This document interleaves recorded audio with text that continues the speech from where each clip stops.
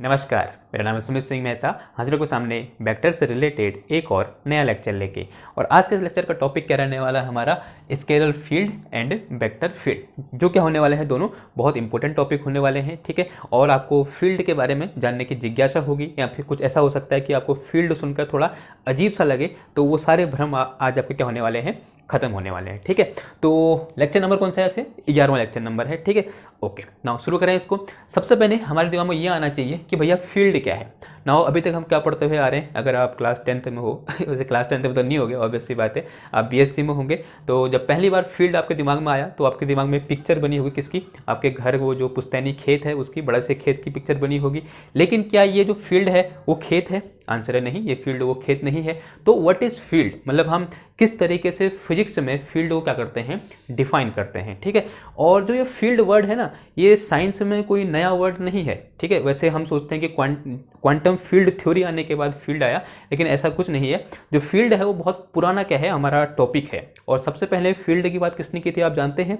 सबसे पहले फील्ड की बात करी थी माइकल फैराडे जी ने, ठीक है। और वो भी कब की थी उन्होंने? जब उन्होंने किसको एक्सप्लेन किया था, म्यूचुअल इंडक्शन को एक्सप्लेन किया था, ठीक है। तो उन्होंने कुछ ऐसा बोला था कि हमारे पास एक कॉयल है और उस कॉयल में जब हम फ्लक्स को चेंज करते हैं तो उसके कोएक्सियल जो कॉयल है उसमें क्या होता है, इंड्यूस्ड करंट प्रोड्यूस होती है, ठीक है, फिर करंट इंड्यूस होती है। और उन्होंने बोला था ये क्यों हो रहा है, क्योंकि उन दो कॉयल के बीच में क्या है, एक फील्ड है जिसको उन्होंने क्या बोला था, इलेक्ट्रोमैग्नेटिक फील्ड बोला था, ठीक है। या फिर इलेक्ट्रिक फील्ड और मैग्नेटिक फील्ड दोनों उस वहां पर है, और उसकी वजह से क्या हो रहा है, वहां पर म्यूचुअल इंडक्शन हो रहा है। या बोल सकते हैं एक कॉयल में फ्लक्स चेंज करने में दूसरे कॉयल में क्या हो रहा है, करंट इंड्यूस हो रही है। तो आप यहाँ से देख सकते हैं कि जो फील्ड है वो कोई नया कॉन्सेप्ट नहीं हमारे लिए। और आपको एक बार ये भी जान के हैरानी होगी कि अगर ये फील्ड नहीं होता ना, ये जो फील्ड लिखा है मैंने यहाँ पर, अगर ये नहीं होता तो हम मोबाइल में बातें नहीं कर पाते, ठीक है। And we all know the communication is based on the electromagnetic field. तो इतना क्या है, ये इंपॉर्टेंट चीज है क्या, फील्ड। तो समझ सकते हो आप। तो सबसे पहले डालो कि व्हाट इज फील्ड, तो फील्ड लिखो यहाँ पर। तो पहले ऐसे डिफाइन करो, मैं ऐसे बोलूं कि फील्ड को कैसे डिफाइन किया साइंटिस्ट ने। अब देखो, इलेक्ट्रोमैग्नेटिक फील्ड कभी किसने देखा है, नहीं देखा है। तो साइंटिस्ट ने क्या बनाई, एक डेफिनेशन बनाई किसी फील्ड को एक्सप्लेन करने की, यानी जो साइंस में जो फील्ड होता है उसे एक्सप्लेन करने के लिए एक डेफिनेशन बनाई। उन्होंने बोला कि field is nothing but it is a fluid like substance. क्या है, एक फ्लूइड लाइक सब्सटेंस है जो पूरे यूनिवर्स में क्या है, स्प्रेड है। तो हम क्या बोलेंगे कि field is a fluid like substance which is spread all over the universe. जो पूरे यूनिवर्स में क्या हो रखा है, फैल रखा है, उसे हम क्या बोलेंगे, फील्ड बोल देंगे। तो हिंट डालो क्या, फील्ड। फील्ड फील्ड तो फील्ड क्या है हमारा, field is a fluid like substance, fluid like substance which is spread all over the universe,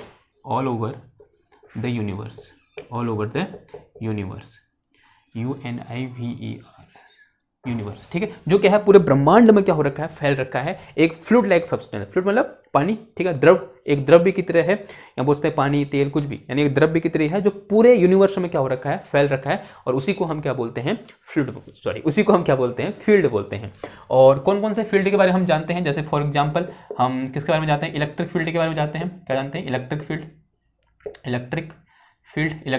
field due to stationary charge.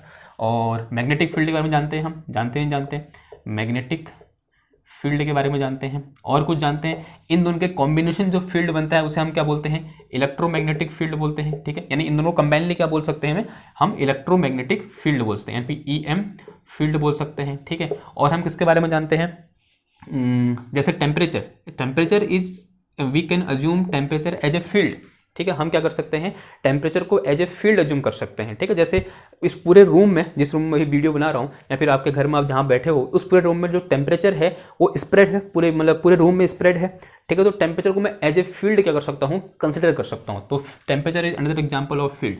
उस तरीके से एयर डेंसिटी, जैसे इस रूम की जो एयर है ना, वो पूरे रूम में क्या है, ऐसे बिखरी हुई है। अगर हम ब्रह्मांड की बात करूँ तो पूरे ब्रह्मांड में एयर है, ठीक है। तो जो एयर है, जो उसकी डेंसिटी है, वो भी किस तरह बिहेव करेगी, एक तरीके से फील्ड की तरह बिहेव करेगी, ठीक है। एयर डेंसिटी नहीं बोलेंगे, हम क्या बोलेंगे, एयर बोल देंगे, ठीक है। तो air in room, in room, जो एयर इन रूम है वो भी एक तरीके का क्या है, फील्ड की तरह क्या करेगी, बिहेव करेगी समझने के लिए। ओके, तो ETC लिख दो बस। तो ये क्या हो गया, कुछ एग्जाम्पल हो गए फील्ड के। नाउ फील्ड को दो कैटेगरी में डिवाइड कर दिया गया, एक क्या है स्केलर फील्ड और एक क्या है मेरे पास वेक्टर फील्ड। तो सबसे पहले डिफाइन करते हैं किसको, स्केलर फील्ड को। तो हिंट डालो क्या, scalar field.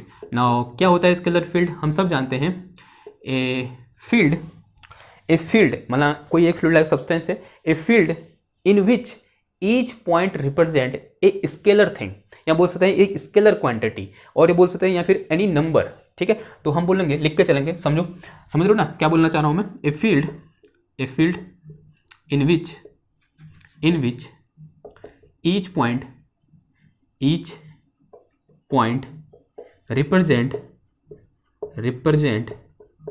Represent any a field in which each point represent a scalar quantity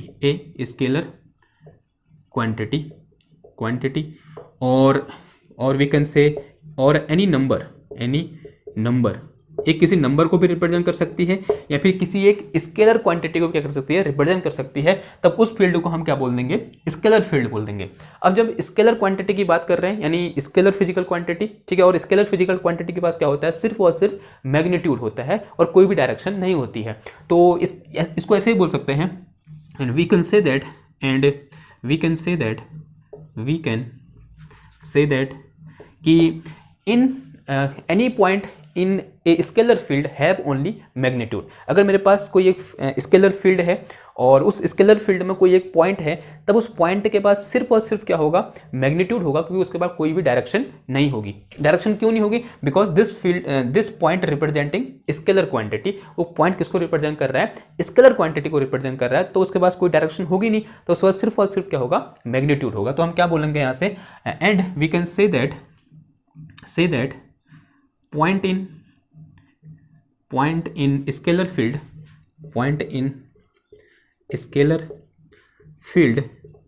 have only direction only, have magnitude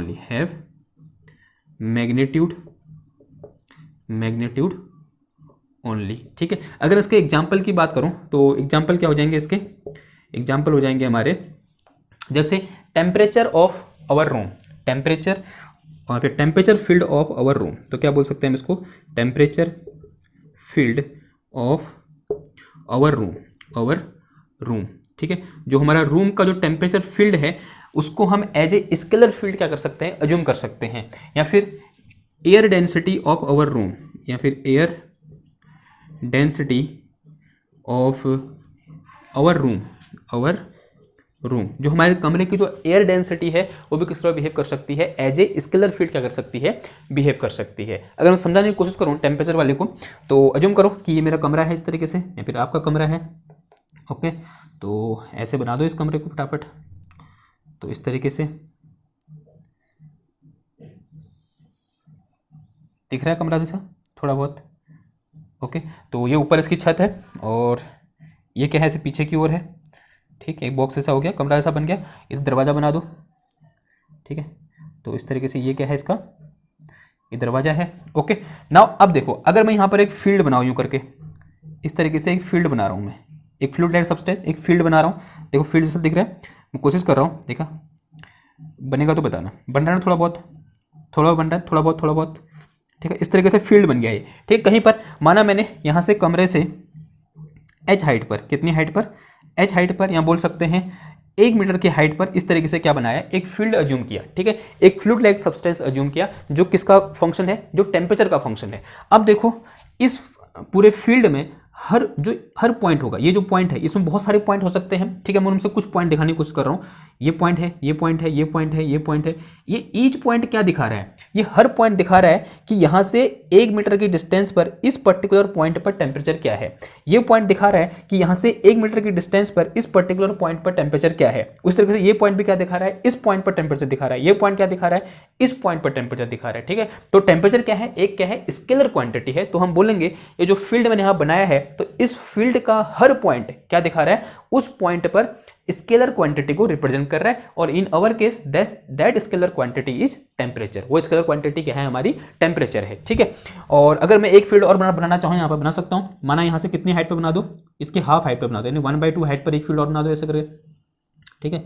तो ऐसा बना दिया हमने। तो this is another field which is at height 1/2, जो कहाँ पर है, 1/2 हाइट पर है। तो इस पर भी जो हर पॉइंट दिखाए हर पॉइंट होगा वो किसको रिप्रेजेंट करेगा, उस पर्टिकुलर पॉइंट पर टेम्परेचर को रिप्रेजेंट करेगा। यानी किसको रिप्रेजेंट कर रहा है, स्केलर क्वांटिटी को क्या करेगा, रिप्रेजेंट करेगा। अब एक्चुअल में क्या होगा ना, इस पर इतने पॉइंट होंगे कि हमें ये पूरा का पूरा फील्ड ऐसा दिखाई देगा। कैसा, ऐसा, ठीक है। अब मैं यहाँ पर पॉइंट ऐसे क्यों दिखा रहा हूँ, ताकि हम समझ पाए। देखो हर पॉइंट पर अगर मैं पॉइंट बनाऊंगा तो बहुत मुश्किल हो जाएगी। देखो अगर मैं हर जगह क्या बनाऊं, पॉइंट बनाऊं, यानी उसके बगल में तो पॉइंट होगा। समझ रहे हो मैं क्या कहना चाह रहा हूं, ये ऐसा हो जाएगा। दिस इज द ये केस होगा यहाँ पर। ये हर जगह पर क्या होंगे, पॉइंट होंगे। कोई भी चीज़ मतलब कहीं पर भी खाली नहीं होगा कि ऐसा होता है कि यहाँ पर टेम्परेचर कुछ है, यहाँ पर टेम्परेचर है ही नहीं, मतलब यहाँ पर है ही नहीं फील्ड, ऐसा तो होगा नहीं। यानी क्या होगा, कुछ ऐसे होंगे पॉइंट यहाँ पर। कैसे होंगे, सब एक दूसरे से क्या होंगे, यूँ करके मिले होंगे। अगर हम ऐसे फिजिकली सोचें तो ऐसे मिले होंगे। तो मैं ऐसे क्यों दिखा रहा हूँ, क्योंकि हमें समझना है, ठीक है। तो समझने के लिए मैं ऐसे दिखा रहा हूँ। तो एक्चुअल में कैसे होंगे, वो बहुत इतने करीब होंगे कि उनके बीच कोई गैप संभव है ही नहीं, उन पॉइंटों के बीच। समझ में आ रही बात। तो ये इस तरीके से ये पॉइंट में जानबूझकर दिखा रहा हूँ। एक्चुअल में पॉइंट इतने दूर दूर होंगे नहीं, ठीक है। इतने दूर दूर पॉइंट बनाने का मतलब क्या होगा कि यहाँ पर टेम्परेचर कुछ है ही नहीं, ऐसा तो होगा नहीं। टेम्परेचर क्या होगा, हर जगह पर होगा। मुझे जहाँ पर निकालना है वहाँ पर पॉइंट बनाऊंगा। क्लियर है बात। तो इसलिए मैंने यहाँ पॉइंट क्या बना रखे हैं, दूर दूर बना रखे हैं। एक्चुअल में क्या होगा, एक कंटिन्यूस डिस्ट्रीब्यूशन होगा किसका, पॉइंटों का। ऐसे समझ सकते हो आप। ओके तो स्केलर फील्ड समझ में आया क्या हुआ। उसी प्रकार से आप एयर डेंसिटी भी देख सकते हो। एक माना एयर मान लो यहाँ पर, ठीक है, एक एयर की ऐसे चादर जैसी बिछी हुई है, और हर पॉइंट पर जो पॉइंट है वो किसको रिप्रेजेंट कर रहा है, उस पर्टिकुलर पॉइंट पर एयर डेंसिटी क्या करेगा, रिप्रेजेंट करेगा। और air density is a scalar quantity, ठीक है। तो एयर जो हो गया वो कैसा फील्ड हो गया, एक टाइप का स्केलर फील्ड हो गया। तो ये क्या हो गया, मेरा एग्जाम्पल होगा किसका, स्केलर फील्ड का, ठीक।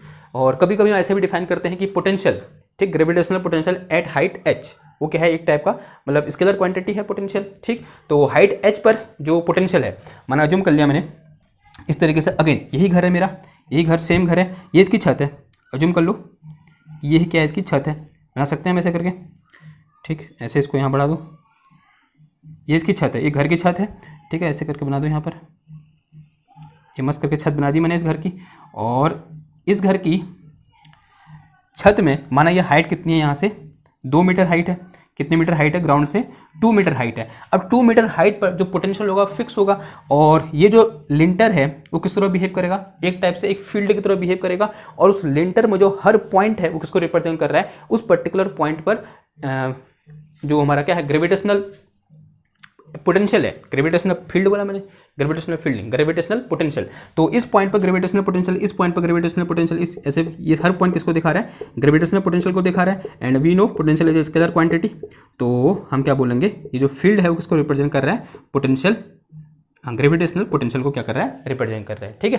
तो समझ गए होगे आप, बहुत एग्जांपल हो गए इसमें, ठीक है। वैसे खुद से विजुलाइज करने की कोशिश करना, और एक दो डायग्राम कहाँ नेट में ट्राई करना है इसको सर्च करने की। तो वहाँ आपको ऐसे डॉट डॉट नहीं दिखेगा, आपको क्या दिखेगा, एक कंटिन्यूस मीडियम दिखेगा। वो आपको समझ रहे होगे मैं ऐसा क्यों बोल रहा हूँ, ठीक। क्योंकि वो हर पॉइंट पर कुछ ना कुछ तो टेम्परेचर होगा ही होगा। मैंने वो पॉइंट बना रखे हैं जहाँ पर मुझे टेम्परेचर देखना है। ओके ना, अब बात करते हैं किसकी, स्केलर हो गया। अब हमारे पास का इसको एक नाम और है क्या, स्केलर वैल्यूड फंक्शन, ठीक है। कोई फंक्शन से रिप्रेजेंट कर सकते हैं हम इसको, और उस फंक्शन को क्या बोल देंगे हम, स्केलर वैल्यूड फंक्शन, ठीक है। तो यानी उस फंक्शन पर अगर मैं किसी की वैल्यू पुट करूंगा तो वो क्या देगा, एक स्केलर चीज देगी मेरे को, ठीक।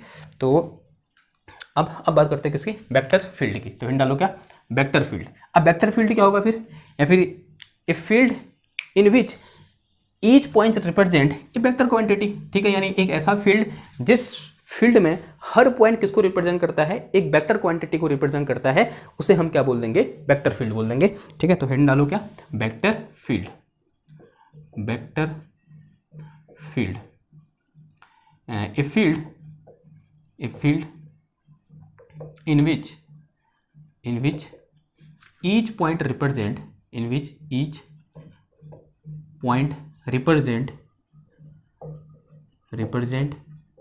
a vector quantity, ठीक है। किसी एक वेक्टर क्वांटिटी को रिप्रेजेंट करता है हर पॉइंट, कॉल्ड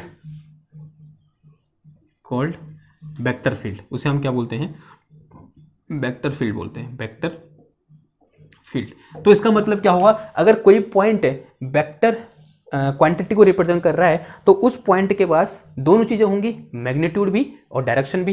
तो that is it means point in vector field have both magnitude and direction, magnitude and direction, दोनों चीजें होती है, मैग्नीट्यूड भी होता है और डायरेक्शन भी होती है। क्लियर हुई बात। एग्जाम्पल क्या हो जाएगा, देखो एग्जाम्पल आपको पता है पहले से, एग्जाम्पल क्या होते हैं, जैसे इलेक्ट्रिक फील्ड हो गया, ठीक है, या फिर वेलोसिटी ऑफ फ्लूइड हो गया, क्या हो गया, वेलोसिटी ऑफ वाटर, ठीक है, या फिर flowing water, velocity of flowing water. जो वेलोसिटी ऑफ फ्लोइंग वाटर है वो भी क्या बनाएगी, एक टाइप का वेक्टर फील्ड बनाएगी। ठीक है, अगर मैं समझने की कोशिश करें हम, अगर मैं इलेक्ट्रिक फील्ड की बात करूं, माना मेरे पास क्या है, कोई एक चार्ज क्यों है और पॉजिटिव चार्ज है मेरे पास इस तरीके से, और हम जानते हैं कि हम इलेक्ट्रिक फील्ड को किससे दिखाते हैं, ऐसे एरो से दिखाते हैं, और जो इलेक्ट्रिक फील्ड लाइन्स होती हैं वो क्या होती हैं एक्चुअल में, पॉजिटिव चार्ज से दूर की हो जाती है, यानी वहाँ से इमर्ज होती हैं। तो यहाँ से क्या होगा, और ये कैसे है, एक आइसोलेटेड चार्ज है, तो यहाँ पर क्या हो जाएगा इस तरीके से, और अज्यूम करेंगे तो ये क्या है, इलेक्ट्रिक फील्ड है यहाँ पर। तो दिस एरो, ये एरो क्यों बनाया मैंने यहाँ पर, ऐसे पॉइंट क्यों नहीं बनाया, क्योंकि एरो का जो मैग्नीट्यूड है किसको दिखाएगा, यहाँ पर वो फील्ड के मैग्नीट्यूड को दिखाएगा, या फिर उस पॉइंट पर जो क्वांटिटी है उसके मैग्नीट्यूड को दिखाएगा, और जो उसकी जो डायरेक्शन है एरो की वो किसको दिखाएगा, मतलब वहाँ पर जो क्वांटिटी, फिजिकल क्वांटिटी है उसकी डायरेक्शन कहाँ की ओर है उसको दिखाएगा। ठीक है, और यहाँ पर ऐसे बना दो, ठीक, और यहाँ पर ऐसे बना दो, और फिर यहाँ ऐसे, ठीक, सिमिलरली इधर ऐसे, इधर ऐसे, इधर ऐसे, फिर इधर ऐसे। ठीक, तो ये इलेक्ट्रिक फील्ड क्या होगा, इसके आसपास ऐसे होगा, थोड़ा दूर जाऊंगा तो इलेक्ट्रिक फील्ड की इंटेंसिटी कम होगी, तो थोड़ा सा क्या हो जाएगा, कम हो जाएगा इलेक्ट्रिक फील्ड। तो अज्यूम कर लो ये इलेक्ट्रिक फील्ड हो गया यहाँ पर, यानी एरो की लेंथ क्या हो जाएगी, कम हो जाएगी। लेंथ कम क्यों हुई, क्योंकि उसका मैग्नीट्यूड क्या हो गया, कम हो गया। ठीक है, यूँ करके, यूँ करके, यूँ करके, और फिर यूँ करके, थोड़ा और आगे जाऊंगा तो मैग्नीट्यूड और कम हो जाएगा, तो अब वेक्टर कुछ ऐसा हो जाएगा। ठीक है, तो ये जो रिप्रेजेंटेशन है ये क्या है मेरे पास, किसका रिप्रेजेंटेशन है, ये वेक्टर फील्ड का क्या है, रिप्रेजेंटेशन है। This is representation of vector field, यानी वेक्टर फील्ड को हम कुछ इस तरीके से क्या करते हैं, रिप्रेजेंट करते हैं। This is the representation of vector field. समझ में आ रही है वेक्टर फील्ड को हम ऐसे रिप्रेजेंट क्यों कर रहे हैं, क्योंकि उसके बाद दोनों चीजें होती है, मैग्नीट्यूड भी, डायरेक्शन भी, तो हमको उसको किससे रिप्रेजेंट करना पड़ता है, एरो से रिप्रेजेंट करना पड़ता है ना। क्वेश्चन ये है कि यहाँ पर इतने ही एरो होंगे, नहीं, इतने ही यहाँ पर अनगिनत एरो हो सकते हैं, यानी जो पॉइंट खाली है वहाँ पर भी क्या हो सकते हैं, एरो हो सकते हैं। तो मैंने इतने क्यों बनाए, क्योंकि मैंने वहाँ उन्हीं पॉइंट पर एरो बना रखा है जिन पॉइंट पर मुझे इलेक्ट्रिक फील्ड फाइंड करना है, इलेक्ट्रिक फील्ड की इंटेंसिटी क्या करनी है, फाइंड करनी है। ये क्या है, एक इलेक्ट्रिक फील्ड है, और हर पॉइंट पर, माना मैं इस पॉइंट पे इलेक्ट्रिक फील्ड की इंटेंसिटी निकालना चाहता हूं, तो जो एरो की लेंथ है वो किसको दिखा रही है एक्चुअल में, इस पॉइंट पे इलेक्ट्रिक फील्ड की इंटेंसिटी को दिखा रही है, और जो इसका डायरेक्शन है वो किसको, यहाँ पे जो ये हेड है वो किसको दिखा रहा है, उसकी डायरेक्शन को दिखा रहा है। अगेन इस पर्टिकुलर पॉइंट पर ये जो एरो है ऐसे करके उसकी लेंथ किसको दिखा रही है, इस पॉइंट पर इलेक्ट्रिक फील्ड की इंटेंसिटी को दिखा रही है, और जो ये हेड है वो किसको दिखा रहा है, वो किस डायरेक्शन में इलेक्ट्रिक फील्ड डायरेक्टेड है यहाँ पर, उसको दिखा रहे हैं। सिमिलरली समझ रहे हो मैं क्या कहना चाह रहा हूँ। ओके, अब देखो, अगर ये तो किसके लिए है, एक आइसोलेटेड चार्ज के लिए है। कभी कभी ऐसा भी हो सकता है, देखो अगर मेरे पास क्या हो, एक इनफाइनाइट प्लेट सीट हो, क्या हो मेरे पास, एक इनफाइनाइट प्लेट सीट हो, कहाँ बनाओ, इधर बनाओ। देखो अगर मेरे पास इनफाइनाइट प्लेट सीट हो तो उसका इलेक्ट्रिक फील्ड कैसे होता है, पता है आपको कैसे होता है,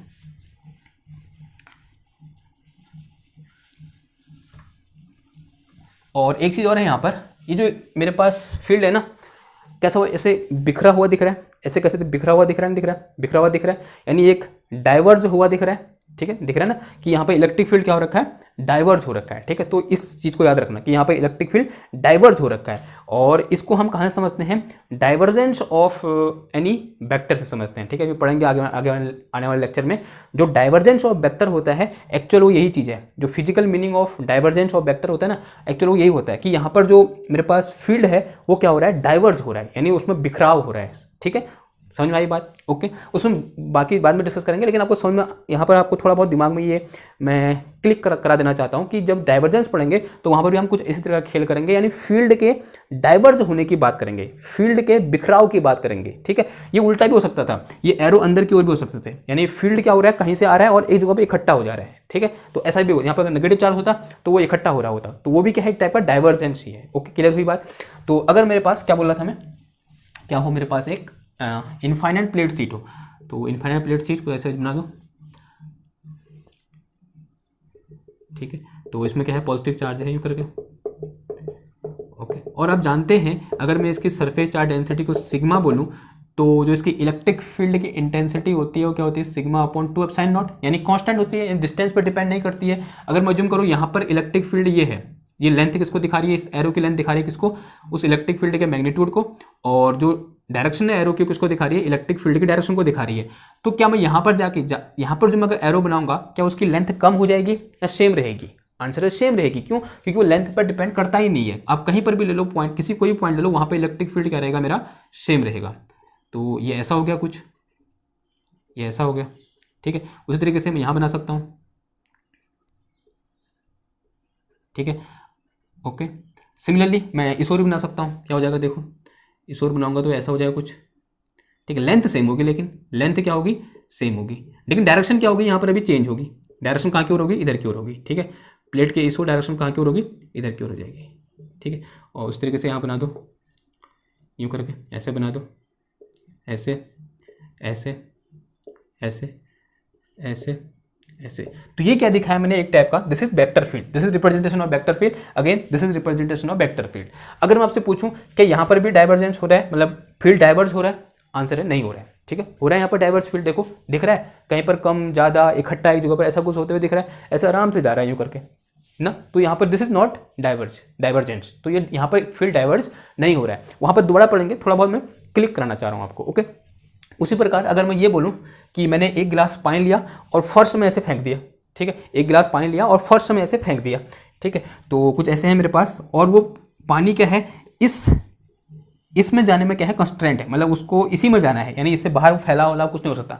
एक ऐसे मैंने ऐसे क्या रेल वो बनाई, रेल टाइप की बनाई, और उस रेल में ऐसे एक गिलास में पानी ऐसे डाल दिया। तो यहाँ से अगर मैं पानी डालूंगा तो यहाँ पर उस पानी की वेलोसिटी क्या होगी, सबसे ज़्यादा होगी। तो ऐसा कुछ होगा यहाँ पर, ठीक, थोड़ा सा बड़ा बनाऊँ, यहाँ पर क्या होगा, कुछ ऐसा होगा यूँ करके, these arrow are representing velocity of water at this particular time. यहाँ से मैंने ऐसे डाला है इसको, थोड़ा आगे बढ़ूंगा, जैसे ही फ्रिक्शन में आएगा तो वेलोसिटी क्या हो जाएगी, कम हो जाएगी, लेकिन पानी आगे को बढ़ता जाएगा, तो पानी आगे को बढ़ेगा लेकिन वेलोसिटी क्या हो जाएगी, कम हो जाएगी। तो ऐसा कुछ होगा कुछ, ठीक है, ऐसा कुछ होगा कुछ। फिर थोड़ा आगे और बढ़ेंगे तो फ्रिक्शन का वेलोसिटी और कम होगी पानी की, तो आप कुछ ऐसा केस हो जाएगा, लाइक दिस, ठीक है। थोड़ा और आगे बढ़े, वेलोसिटी और कम होगी, दिख रहा है ना, कम होता हुआ आपको, ठीक है। समझ में आ रही बात, क्या कहना चाह रहा हूँ मैं, रुक जाता ना पानी एक जगह पर जाके, थोड़ा और कम हो जाएगी, थोड़ा आगे जाऊंगा तो,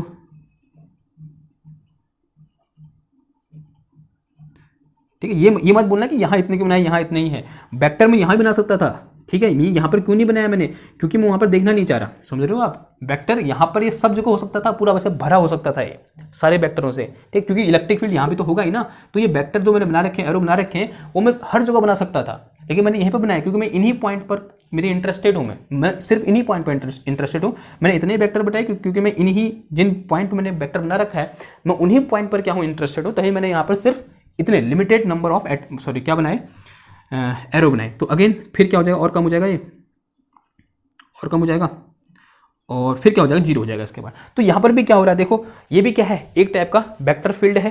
यानी जब मैं पानी को फर्श में डाल रहा हूँ यहाँ से इस तरीके से यूं करके, तो जो पानी की वेलोसिटी है वो क्या बना रही है, एक टाइप का वेक्टर फील्ड क्या कर रही है, प्रोड्यूस कर रही है। और उस वेक्टर फील्ड में जो हर पॉइंट है वो किसको रिप्रेजेंट कर रहा है, उस पानी की वेलोसिटी को रिप्रेजेंट कर रहा है। यहाँ पर जो इलेक्ट्रिक फील्ड है, इस इलेक्ट्रिक फील्ड में जो हर पॉइंट है वो किसको रिप्रेजेंट कर रहा है, इलेक्ट्रिक फील्ड को रिप्रेजेंट कर रहा है। यहाँ पर भी ये इलेक्ट्रिक फील्ड है एक प्लेट के कारण, और ये इलेक्ट्रिक फील्ड भी हर पॉइंट पर किसको रिप्रेजेंट कर रहा है, उस प्लेट के कारण इलेक्ट्रिक फील्ड को रिप्रेजेंट कर रहा है। ठीक है, क्लियर हुई बात। और ये क्या है, वाटर है, तो वेलोसिटी वो मैंने बोल ही दिया। नाउ देखो ऐसे जा रहा है, आगे जा रहा है, और वेलोसिटी क्या हो रही है, कम हो रही है। ठीक है, तो बताओ क्या हो रहा है, यहाँ पर कुछ हो रहा है, डाइवर्जेंस कुछ हो रहा है, मतलब डाइवर्ज हो रहा है, आंसर है हाँ हो रहा है। ठीक है, यानी कम हो रहा है, ये ऐसे पीछे पीछे क्यों रहा है, तो डाइवर्ज हो रहा है। ठीक है, डाइवर्ज होता हुआ यहाँ पर दिख रहा है, दिस इज डाइवर्जेंस। तो ये क्या है, divergence, this is another example of divergence. तो हम वहाँ पढ़ेंगे दोबारा इन सारे एग्जांपल को लेंगे, लेकिन हमारे दिमाग में ये होना चाहिए कि मतलब फील्ड डाइवर्ज हो सकता है। ठीक है, अगर फील्ड किसी एक पॉइंट के चारों घूमेगा तो वो क्या हो जाएगा, कर्ल हो जाएगा। ठीक है, तो ये क्या आएंगे वहाँ पर, कर्ल, डाइवर्जेंस का फिजिकल मीनिंग वो समझना क्या है हमारे लिए इंपॉर्टेंट होगा। तो फिलहाल आई होप आपको ये समझ में आएगा कि वेक्टर फील्ड क्या होता है, उनको बाद में करेंगे। ठीक है, उनके लिए अलग टॉपिक लाएंगे हम कि डाइवर्जेंस क्या होता है, कर्ल क्या होता है, और एक और चीज़ है क्या, ग्रेडियंट क्या होता है। एक्चुअल में वो आने वाले होंगे इसके नेक्स्ट बात। ठीक, तो लेकिन आज के जो मतलब एम था हमारा पढ़ने का वो ये था कि वेक्टर फील्ड को समझना और स्केलर फील्ड को समझना। ठीक, क्लियर होगी बात। तो इसमें कोई कन्फ्यूजन नहीं होना चाहिए। आई होप समझ में आया होगा। तो मिलते हैं आपसे नेक्स्ट लेक्चर में एक और नए टॉपिक के साथ। तब तक के लिए थैंक यू, धन्यवाद।